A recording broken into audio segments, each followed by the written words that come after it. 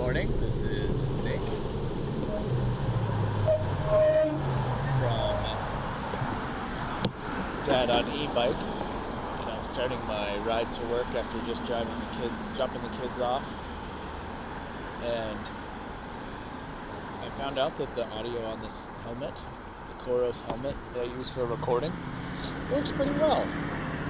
You can obviously hear some noise in the background, and it's not the microphone that you'd hear him make, the Table Freakonomics podcast or the Tim Ferriss Show podcast with, but still, the sound is pretty good. So I've decided that I will continue to make some videos here and potentially turn them into podcasts if the audio quality is decent enough.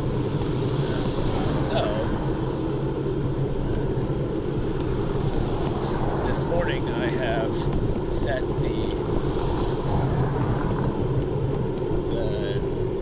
level of my assist to 2 as opposed to 3, which still cranks pretty quick on the rad wagon.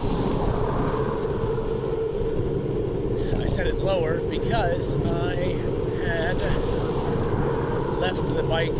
I rode, and then I thought I was going to ride a couple more times yesterday, and then I would charge after that, but that wasn't an option. I did not do those rides yesterday. Instead, I went for walks to get around town. We have these folks doing some sidewalk repair, or really driveway repair, in our complex, and they had a lot of equipment out that would have made it a little tougher to get the bike out. Not that they wouldn't have had a problem with it. And then it was also wonderful to just get some more steps and really walk. So today I will be talking about my tips for getting going as a bike commuter. It's been about 7 years since I took my first bike commute ride, and I had lived much closer to work in previous times, but when I moved out here, I was just having dinner, and then my brother-in-law said, "Hey Nick, have you considered biking to work?" He's not much of a bike to work guy. He lives in Chicago and takes the train in rather and does some walking, so he's still an alternative transit guy, but his comment really struck a chord with me, so I decided, I'll give it a shot. What the heck? So I bought a relatively cheap bike from Target. I know you can get cheaper ones on Craigslist, but bought a relatively cheap bike from Target, and pretty much the next day decided to bike 10 miles to work.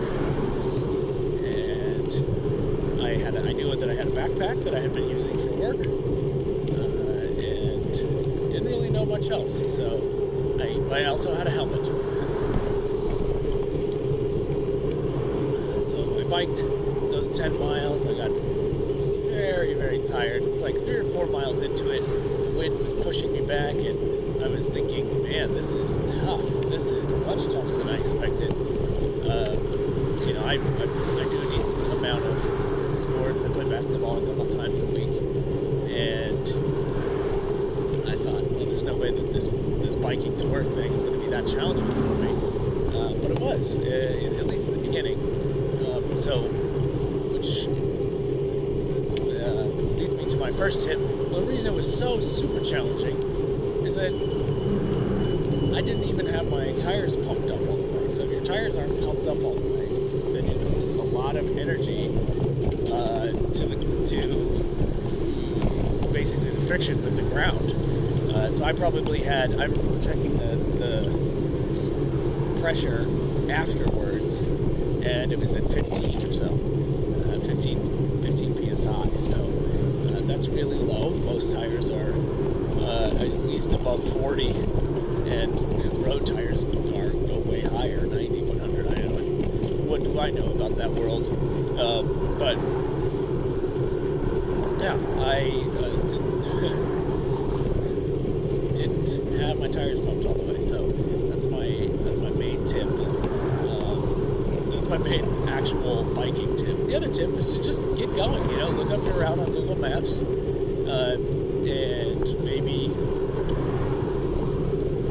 drive it beforehand, maybe not, but really just give it a look and go for it. And no matter what, you'll find something that surprises you. You don't like a backpack, you don't like you don't like the particular bike you have. You're gonna find something that surprises you. But if you're committed to it, just like anything in life, you'll be able to figure out the little fixes that you need to make biking to work something that you really do, and you'll get good at it. And years later, I've biked probably about 10,000 miles now. I didn't count how many miles on my regular bike. Then I switched to a Shock Spark, which is an e-bike company out of Vancouver, and then I think I put about 3,500 on that, and now I've got 3,300 on this Radwagon. 3,300 at least. That's actually after 3,300, and then another 1,000. The computer died and lost my mileage. So.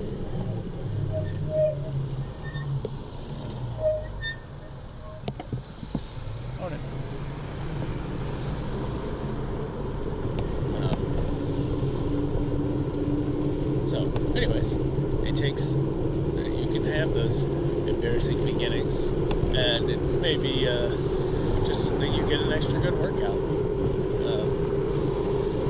So eventually you want to look into getting a patch kit and panniers, or saddlebags, however you want to refer to them. But those are all things that, in my mind, you earn those.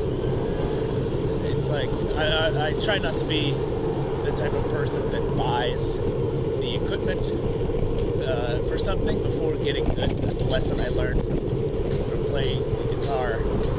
I always wanted to buy, the fancy wah-wah pedals and all that other stuff. And my parents were like, look, you have to spend more time with the device itself and more time just getting good before you go and try and augment your skills with other devices. It's easy in a world where people are trying to advertise and take your money and tell you need to spend that extra $100 or extra $1,000 to get really good. But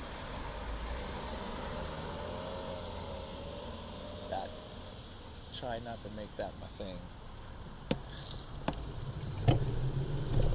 So, in conclusion, just start riding, make sure your tires are pumped up, grab a helmet, maybe look on Google Maps, but yeah, just start riding, and you'll get healthier, you'll get better at riding, and you will figure out which gear you want, which gear you